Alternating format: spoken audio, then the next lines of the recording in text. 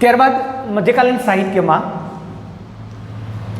આપણે આગળ સલ્તનત યુગની જ વાત કરીએ તો એમાં એ સમયગાળા દરમિયાન કે પ્રાદેશિક જે ભાષાઓ હતી એ પ્રાદેશિક ભાષાઓમાં સાહિત્યના રચનાની શરૂઆત આગળ થતી રહી.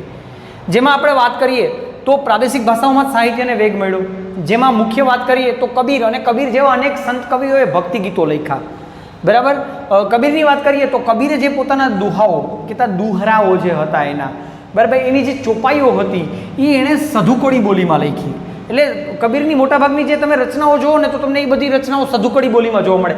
એક માર્કમાં તમારે છે અહીંયા પ્રશ્ન પૂછાય તો તમારે લખો કે કબીરની રચનાઓ કઈ બોલીમાં, તો કબીરની રચનાઓ છે એ સધુકડી બોલીમાં જોવા મળે છે. આ સિવાય હિન્દી ભાષાની જ મુખ્ય બે બોલીઓ કઈ હતી? ભોજપુરી અને અવધી. જેમાં બંને ભાષાઓમાં ગ્રંથો લખાયા. જેમાં આપણે વાત કરીએ તો અવધી ભાષામાં એ સમયમાં લખાયેલા બે ગ્રંથો, જે મહાન ગ્રંથોની આપણે વાત કરીએ તો એક તો મલિક મોહમ્મદ જાયસી દ્વારા, એક માર્કમાં પ્રશ્ન પૂછાય બરાબર, મલિક મોહમ્મદ જાયસી દ્વારા પદ્માવત નામનું મહાકાવ્ય લખાયું જે એ સમયે અવધી ભાષામાં લખાયેલું હતું. આ સિવાય તુલસીદાસનો રામચરિતમાનસ જે એ સમયનો સૌથી પ્રખ્યાત ગ્રંથ છે એ માનવામાં આવે છે. આમ જોઈએ તો તુલસીદાસજી છે એ તો થઈ ગયા મુગલ સમયમાં, પણ અવધી ભાષાની વાત કરીએ એટલે અવધી ભાષાનો રામચરિતમાનસ તુલસીદાસજીનો જે છે લખેલો એ અવધી ભાષામાં લખેલો. આગળ પણ અવધી ભાષાનો એક આવી ગયો કે અવધી ભાષાનો સૌથી જૂનો ગ્રંથ કયો? તો મુલ્લા દાઉદનો ચંદ્રાયન, એ મેં તમને આગળ કીધેલું હતું. ત્યારબાદ આગળ આપણે વાત કરીએ તો જે અલગ અલગ પ્રાદેશિક બોલીઓ હતી, અલગ અલગ પ્રાદેશિક બોલીઓમાં જ રચનાઓ થઈ. જેમાં બંગાળી ભાષાની વાત કરીએ તો બંગાળમાં જે સુલતાનો હતા એટલે કે જે બંગાળના સુલતાનો હતા, આ બંગાળના સુલતાનોના આશરે રહી અને કૃતિવાસે જે છે એ બંગાળીમાં રામાયણની રચના કરી. તો ચંડીદાસ જે છે એ ચંડીદાસે સેંકડો ગીતોની રચના કરી. આ સિવાય બંગાળમાં ભક્તિ ગીતો લખાવાની શરૂઆત થઈ અને બંગાળમાં જે ભક્તિ ગીતો લખાણા એ ભક્તિ ગીતોમાં મુખ્ય ચૈતન્ય મહાપ્રભુ દ્વારા જે છે એ બંગાળી ભાષામાં જે છે એ ભક્તિ ગીતો લખાવાની શરૂઆત થઈ. બરાબર. જેને વૈષ્ણવ સંપ્રદાયના છેલ્લા મહાપ્રભુ માનવામાં આવે છે એ ચૈતન્ય મહાપ્રભુ. આ સિવાય ગુજરાતી ભાષામાં નરસિંહ મહેતાએ ભક્તિ ગીતોની રચના કરી. તો મરાઠી ભાષામાં જે છે એ એકનાથ અને નામદેવ જેવા જે સંતો થઈ ગયા બરાબર, જે કવિઓ થઈ ગયા, આ કવિઓએ ભક્તિ ગીતો મરાઠી ભાષામાં લખ્યા. એટલે ફરી એકવાર બંગાળીમાં ભક્તિ ગીતો લખવાની શરૂઆત ચૈતન્ય મહાપ્રભુ, ગુજરાતીમાં નરસિંહ મહેતા અને મરાઠીમાં એકનાથ અને નામદેવ જેવા સંતો કવિઓએ જે છે એ મરાઠી ભાષામાં ભક્તિ ગીતો લખ્યા. એટલે જુદી જુદી પ્રાદેશિક ભાષાઓમાં જે છે એ ભક્તિ ગીતો લખાણા. કૃતિવાસે બંગાળીમાં રામાયણ લખી તો ચંડીદાસે અનેક ગીતો, સેંકડો કહેતા અનેક ગીતોની રચના કરી એણે. આ સિવાય જૈનુલ અબિદીન જે કાશ્મીરમાં જૈનુલ અબિદીનના આશ્રય હેઠળ કાશ્મીરમાં જૈનુલ અબિદીનના આશ્રય હેઠળ સંસ્કૃત ભાષાના બે મહાન ગ્રંથો, એમાંનો એક રાજતરંગિણી અને બીજા હતો મહાભારત. આ બંનેનો એમણે સંસ્કૃત ભાષાના જે ગ્રંથો હતા એ સંસ્કૃતમાંથી એમણે છે એ અનુવાદ કર્યો, ફારસી ભાષામાં અનુવાદ કર્યો. આ ખાસ યાદ રાખજો. બરાબર. કોના આશ્રય હેઠળ? તો કે જૈનુલ અબિદીન. કઈ જગ્યાએ? કાશ્મીરમાં. કયા બે ગ્રંથો? મહાભારત અને રાજતરંગિણી જેવા બે મોટા ગ્રંથો જે હતો એનો ફારસી ભાષામાં, સંસ્કૃતમાંથી ફારસી ભાષામાં છે એનો અનુવાદ કરવામાં આવ્યો. વિજયનગર સામ્રાજ્ય જે સલ્તનત યુગનો જે એક ભાગ ગણીએ છીએ આપણે, એ વિજયનગર સામ્રાજ્યમાં જુદી જુદી જે કલાઓનો વિકાસ થયો એમાં સાહિત્યનો પણ ખૂબ વિકાસ થયો. અને જે વિજયનગરના જે રાજાઓ હતા એ રાજાઓ કલાના પોષનારા હતા. જેમાં આપણે વાત કરીએ તો કૃષ્ણદેવરાય જે વિજયનગર સામ્રાજ્યના એક મહાન રાજા તરીકે જેની ગણના થાય છે, એ કૃષ્ણદેવરાય સંસ્કૃત અને તેલુગુ ભાષાના મહાન કવિ હતા. જેમાં એમણે કૃષ્ણદેવરાયે આમુક્ત માલ્યદા જે તેલુગુમાં લખાયેલો હતો, એ આમુક્ત માલ્યદા નામના જે ગ્રંથ છે એ ગ્રંથની એમણે રચના કરી. તો આ આપણું આખું હતું સલ્તનત યુગ. એટલે આપણે સલ્તનત યુગની શરૂઆત આપણે કરી કે ભાઈ છે એક ચંદ્રાયનથી આપણે લઈ અને કૃષ્ણદેવરાય સુધીનો આખું આપણું સલ્તનત યુગ છે એ અહીંયા પૂરું થાય છે. હવે પછીનો આપણો જે નેક્સ્ટ મુદ્દો આવશે એ છે મુઘલ સામ્રાજ્યવાળો આપણો મુઘલ સાહિત્ય. મધ્યકાલીન સાહિત્યમાં મુઘલ સાહિત્યની પરિચય આપો. તો મુઘલ સાહિત્યમાં જે 3 માર્કનો પ્રશ્ન જો તમને મુઘલ સાહિત્યને લગતો પૂછાય તો તમારે એ પ્રશ્નની શરૂઆત કેવી રીતે કરવી પડે? તો સૌથી પહેલાં આપણે મુઘલ સાહિત્યની વાત કરીએ તો મુઘલ સાહિત્યમાં અને વાસ્તુકલાની સાથે સાથે બીજી અન્ય કલાઓ જે હતી એ અન્ય કલાઓનો પણ ખૂબ વિકાસ થયો, જેની સાથે સાથે સાહિત્યનો ઘણો બધો વિકાસ થયો. આ સમયગાળા દરમિયાન સાહિત્યનો પણ છે એ ખૂબ વિકાસ થયો. હવે સાહિત્યની વાત કરીએ તો પ્રથમ મુગલ બાદશાહ જેનું નામ હતું બાબર. આ બાબર એક કવિ હતો અને એણે તુર્કમાં એટલે કે તુર્કી ભાષામાં પોતાની આત્મકથા લખી જેનું નામ હતું તુઝુકે બાબરી. તુઝુકે બાબરી નામની એણે આત્મકથા લખી જેનું એણે ભાષાંતર ફારસીમાં પણ થયું, અને ફારસીમાં જે ભાષાંતર થયું એ ફારસીમાં આ ગ્રંથ છે એ બાબરનામા તરીકે ઓળખાયો. આ સિવાય હુમાયુની જે બહેન એટલે કે હુમાયુની બહેન જેનું નામ હતું ગુલબદન બેગમ,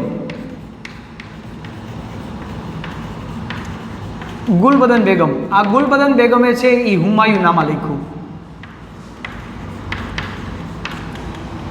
ત્યારબાદ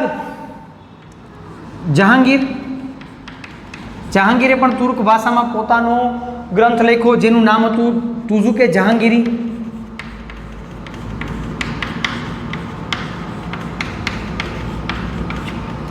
બરાબર. મુગલ સલ્તનતની વાત કરીએ તો મુગલ સલ્તનતના ગ્રંથોને યાદ રાખવા છે ને સહેલા છે. એમાં તમને માનો કે પૂછાય કે ભાઈ કયા કયા ગ્રંથ એવા છે કે જે સપોઝ માની લો કે બાબર, તો બાબરે પોતાનો ગ્રંથ લખ્યો. હુમાયુ અને અકબર બે જેવા છે કે જેણે પોતાના ગ્રંથો નથી લખ્યા, બાકી બધાએ પોતાના ગ્રંથો પોતાની રીતે જ લખેલા છે.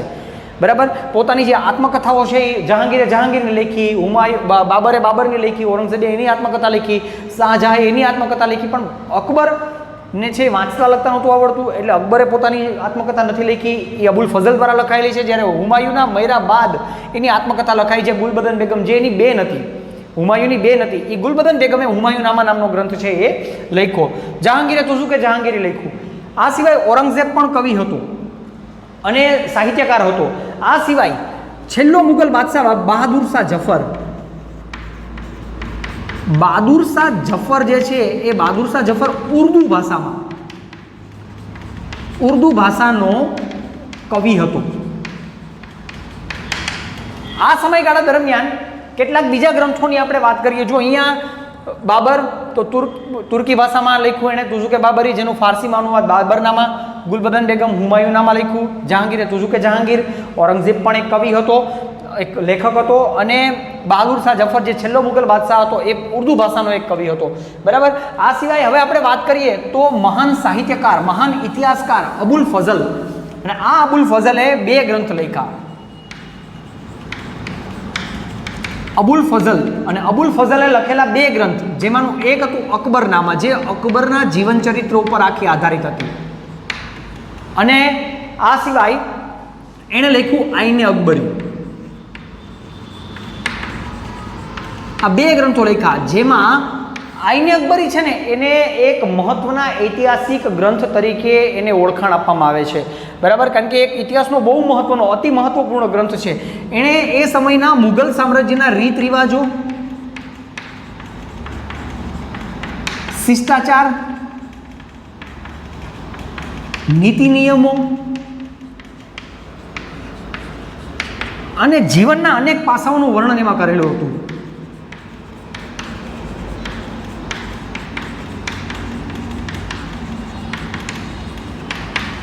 એટલે આ ગ્રંથ ખૂબ મહત્વનો માનવામાં આવે છે, આઈને અકબરી જે છે, જેમાં એ સમયના રીત રિવાજો, શિષ્ટાચાર, નીતિ નિયમો, જીવનના અનેક પાસાઓનું જે વર્ણન છે એ વર્ણન આઈને અકબરીમાં અબુલ ફઝલ દ્વારા કરવામાં આવેલો હતો. અબુલ ફઝલનો ભાઈ જેનું નામ હતું ફૈઝી, એ પણ એક સિદ્ધહસ્ત કવિ હતો. ફૈઝી. બરાબર. અકબરના સમયમાં તો એક આખું ખાતું ખોલવામાં આવ્યું હતું, એક આખું મતલબ એક ડિપાર્ટમેન્ટ આખો અલગ ખોલવામાં આવ્યો હતો કે જેમાં જે સંસ્કૃત ભાષાના જે ગ્રંથો હતા, આ સંસ્કૃત ભાષાના ગ્રંથો કયા કયા તો કે મહાભારત, પછી અથર્વવેદ, પંચતંત્ર, રામાયણ. બરાબર. આ સિવાય મહાભારત, અથર્વવેદ, પંચતંત્ર, રામાયણ, રાજતરંગિણી, આવા અનેક જે સંસ્કૃત સાહિત્યના જે ગ્રંથો હતા, આ ગ્રંથોનો એણે ફારસીમાં અનુવાદ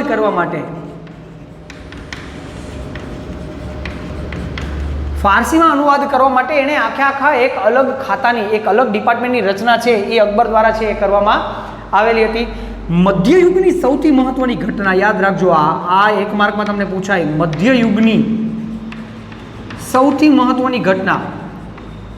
અને આ સૌથી મહત્વની ઘટના કઈ છે તો કે ઉર્દુ ભાષાનો જન્મ થયો. જે મધ્યયુગ દરમિયાન ઉર્દુ ભાષાનો જન્મ થયો, જે આ સમયની સૌથી મહત્વની ઘટના માનવામાં આવે છે. અને પછી પાછળથી ભલે મધ્યયુગની આ સૌથી નવીન ભાષા કહેવાય છે. મધ્યયુગમાં અનેક ભાષાઓમાં છે એ ગ્રંથો રચાઈ ગયા હતા. ત્યારબાદ મધ્યયુગમાં અંતમાં જ આનો જે છે આ ભાષાનો જે છે એ જન્મ થયો. પણ છતાંય આનું જે સાહિત્યમાં છે એ પ્રદાન ઘણું બધું છે, બરાબર. આમાં ઘણા બધા એવા સાહિત્યકારો થઈ ગયા કે જેણે ઉર્દુ ભાષાને સમૃદ્ધ બનાવી. જેમાં હું વાત કરું તો વલી, મીર દર્દ, મીર તકી મીર, પછી અઝદુલ્લા ખાન અને ગાલિબ. આવા અનેક સાહિત્યકારો, અનેક કવિઓ જે છે એ આ ઉર્દુ ભાષામાં થઈ ગયા, જે ઉર્દુ ભાષાના કવિઓ તરીકે, ઉર્દુ ભાષાના સાહિત્યકાર તરીકે માનવામાં આવે છે. ઘણા બધા એવા ગ્રંથો હતા કે એ ગ્રંથોનો ઉર્દુ ભાષામાં રૂપાંતર કરવામાં આવ્યું. સંસ્કૃત સાહિત્યના હોય કે બીજા કોઈ સાહિત્યના ગ્રંથો હોય તો એનું ઉર્દુ ભાષામાં રૂપાંતર કરવામાં આવ્યું. અને આ સિવાય કેટલાક એવા ગ્રંથો હતા કે જે મૌલિક લખાયા ઉર્દુ ભાષામાં, જેમાં સૌથી મહત્વનો ગ્રંથ માનવામાં આવે છે દરબારે અકબરી. અને આ દરબારે અકબરી નામનો જે ગ્રંથ છે એ લખ્યો તો મોહમ્મદ હુસેન આઝાદે.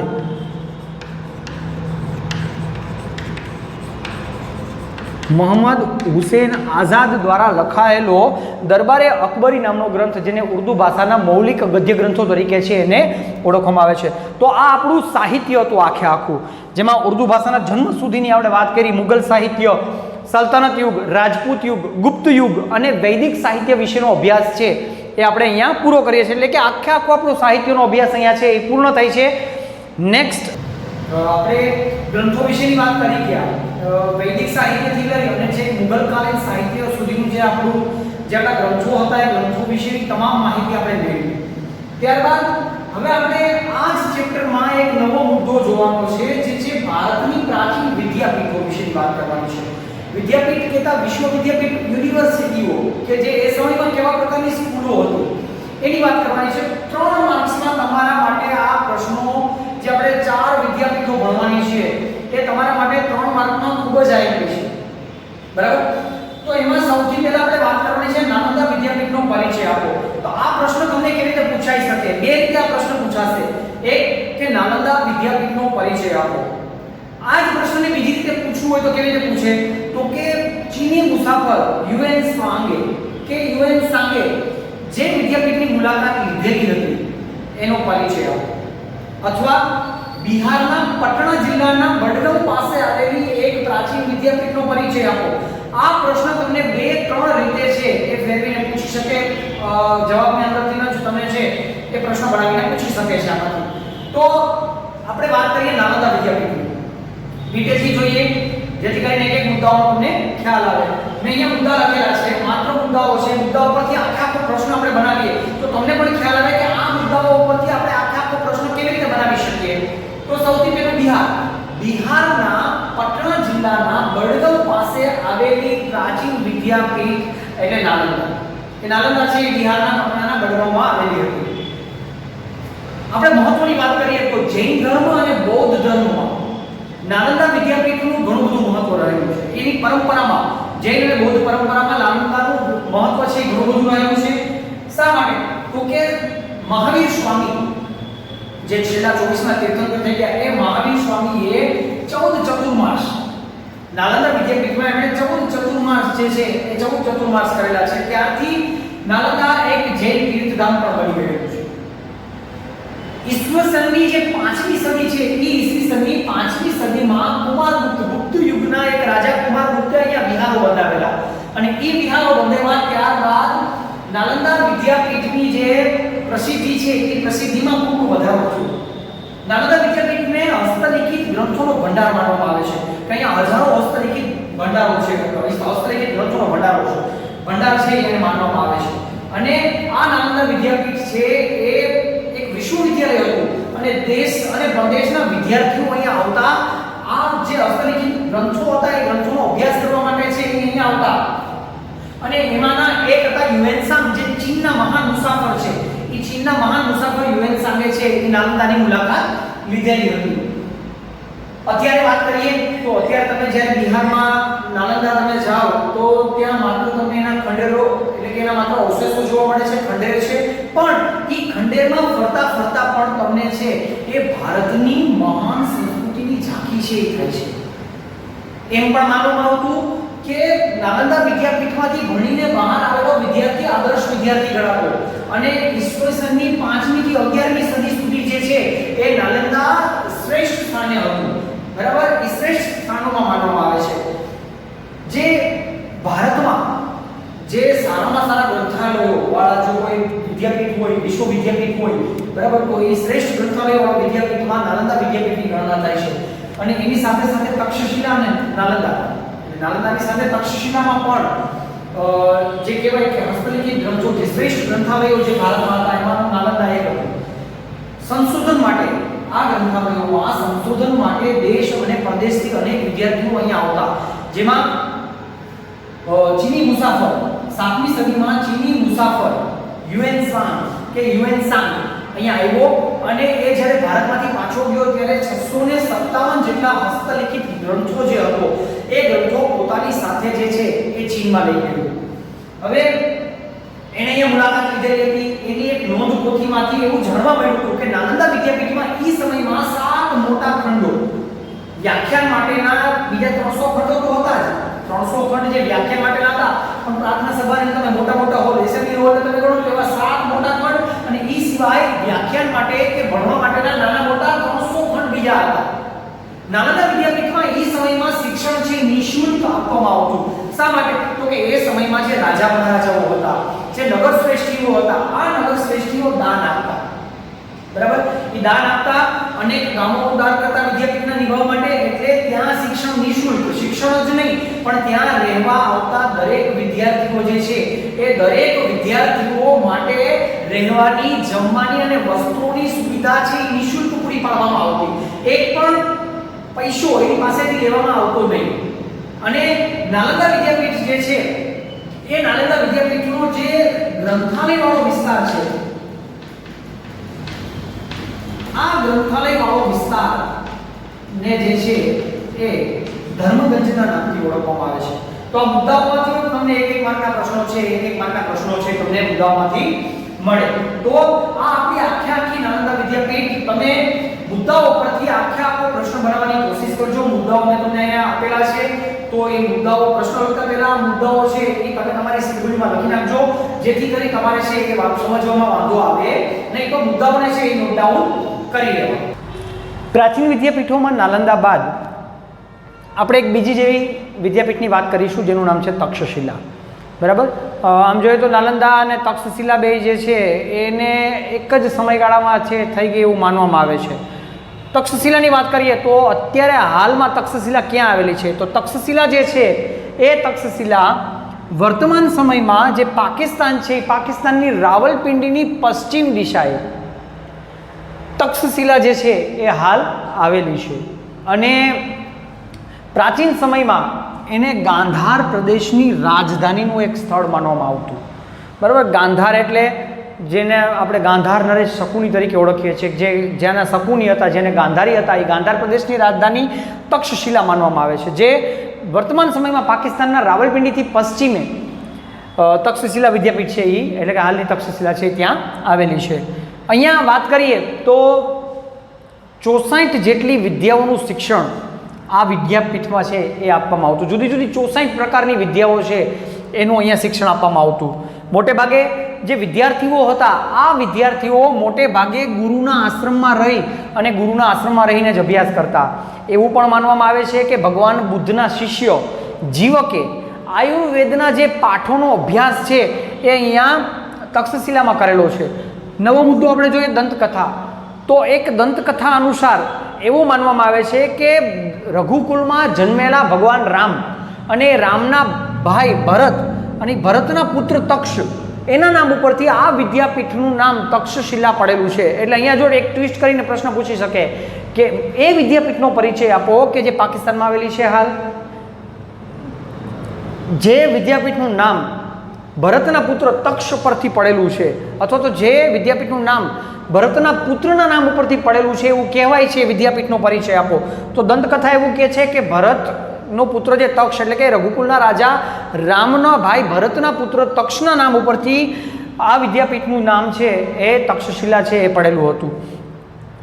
7મી સદીમાં આ વિદ્યાપીઠ છે એ વિદ્યાના એક મહત્વના કેન્દ્ર તરીકે હતું અને આ વિદ્યાપીઠમાં વિદ્યાર્થીઓ જે આવતા એ વિદ્યાર્થીઓ પોતાના રસ પ્રમાણે શિક્ષણ મેળવતા. એટલે કે જે વિદ્યાર્થીને જે વિષયમાં રસ હોય એ પ્રમાણે તેઓ શિક્ષણ મેળવતા. આ સિવાય શિક્ષકને ઈચ્છા થાય એટલે શિક્ષક પોતાની ઈચ્છા પ્રમાણે વિદ્યાર્થીઓને પોતાની પાસે રાખી અને છે એ ભણાવતા. પણ એક શિક્ષકને ઓછામાં ઓછા 20 વિદ્યાર્થીઓને છે એ અભ્યાસ કરાવવાનો હોય. બરાબર. દૂર દૂરના પ્રદેશો જેમ કે વારાણસી, ઉજ્જૈન અને મિથિલાના દૂર દૂરના પ્રદેશોમાંથી વિદ્યાર્થીઓ જે છે એ શિક્ષણ મેળવવા માટે તક્ષશિલામાં આવતા.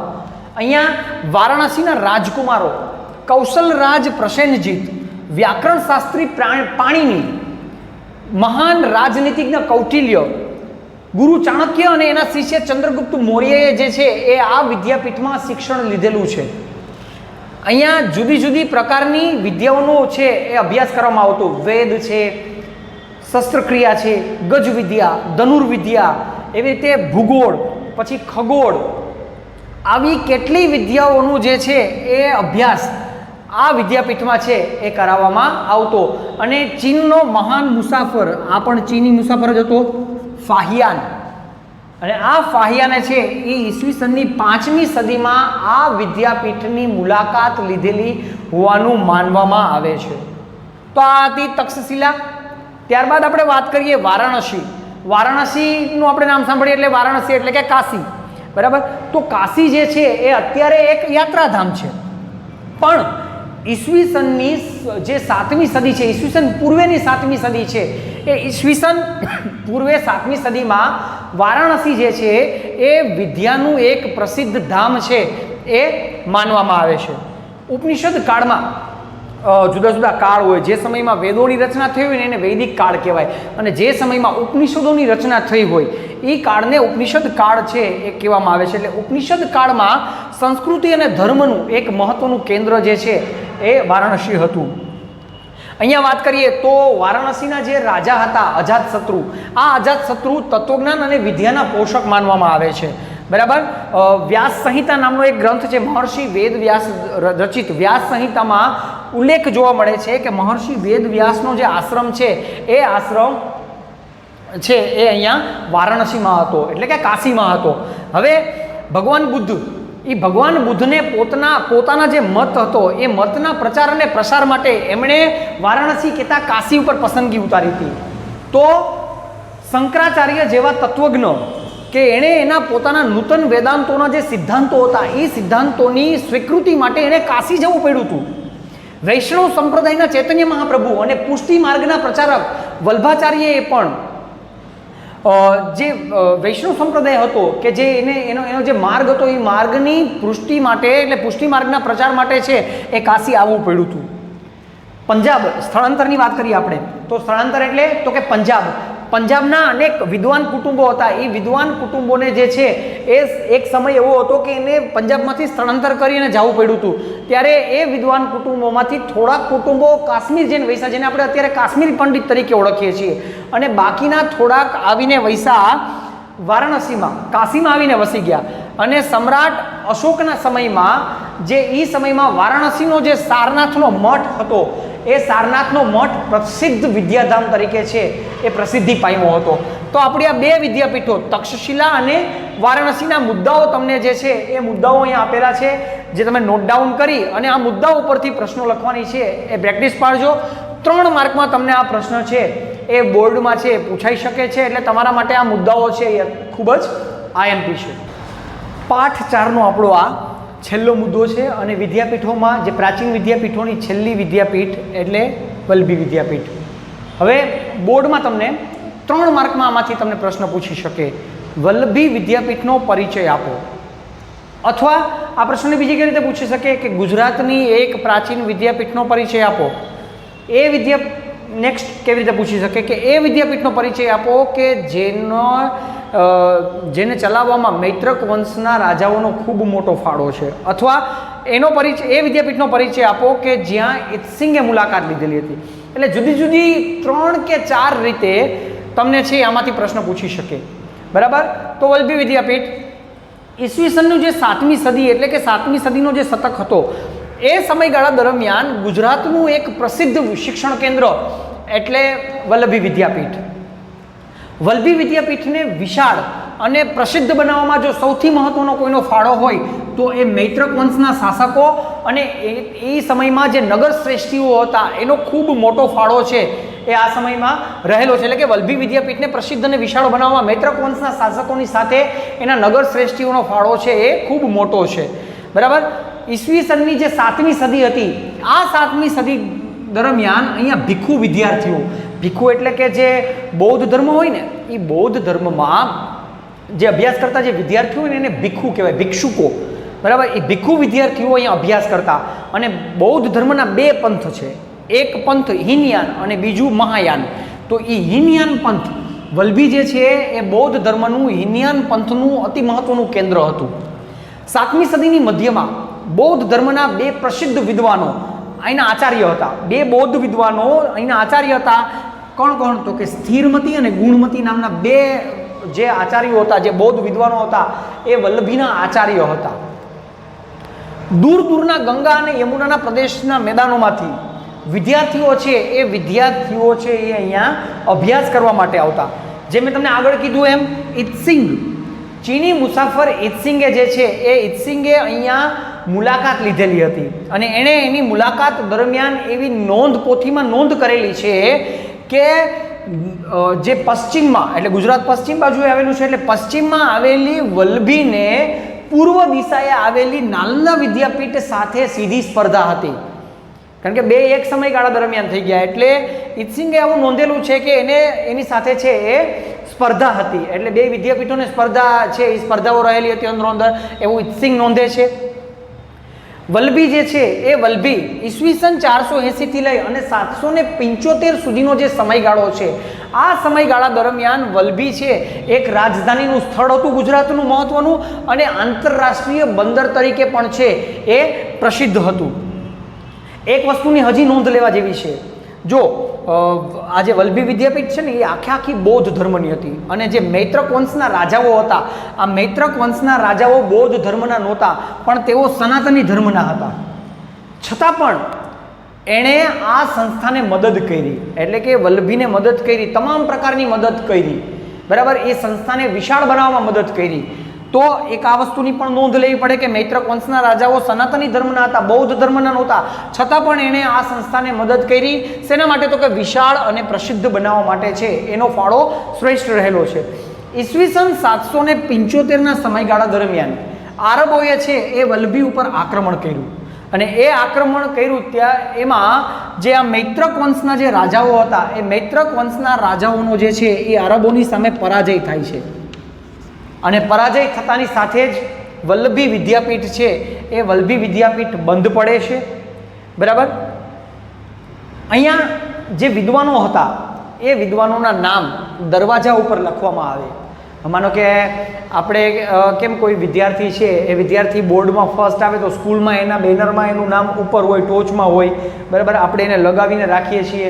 તો એવી જ રીતે એ સમયમાં કોઈ જો વિદ્વાન સાબિત થાય અથવા તો કોઈ વિદ્વાન હોય કે એને સારામાં સારી રીતે શિક્ષણ મેળવેલું હોય તો એવો કોઈ વિદ્યાર્થી હોય તેનું નામ દરવાજા ઉપર લખવામાં આવતું.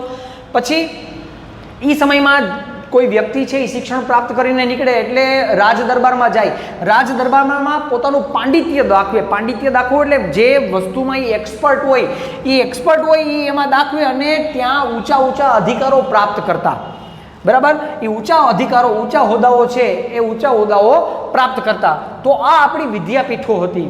તો આ વિદ્યાપીઠોને જોઈએ તો અત્યારની સરખામણીમાં જોઈએ તો એ સમયમાં આપણી વિદ્યાપીઠો જે છે એમાં નિઃશુલ્ક શિક્ષણ આપવામાં આવતું.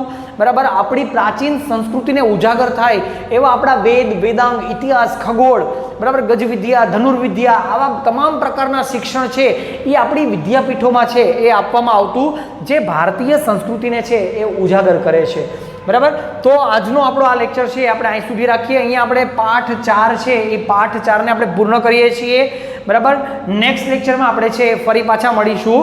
નમસ્તે.